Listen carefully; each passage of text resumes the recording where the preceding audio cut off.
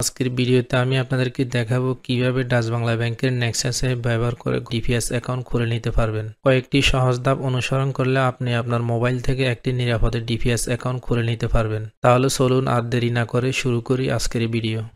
এরপর এখান থেকে ডিপিএস এই অপশনে ক্লিক করে নেবেন। এখান থেকে ওপেন নিউ ডিপিএস এখানে ক্লিক করে দিবেন।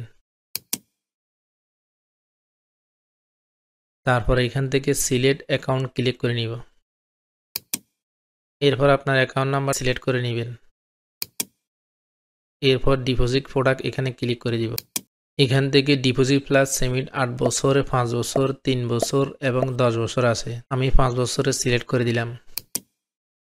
5 বছর সিলেক্ট করার সাথে সাথে এখানে ইন্টারেস্ট রেট 9.5% দেখাচ্ছে। আমি 500 টাকার ডিপিএস খুলবো। এখন আমি 500 টাকা এখানে বসাবো।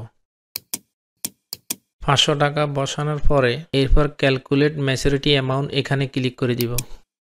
তারপর এখানে দেখাচ্ছে principal amount, interest amount, maturity amount, maturity date, এগুলা সব কিছু দেখার পরে সাবমিটে ক্লিক করে নেবেন। তারপর ইয়েস।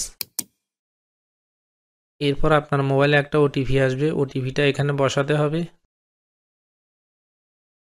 ওটিপি বসানোর পরে এখানে ভেরিফাই ক্লিক করে নেবেন।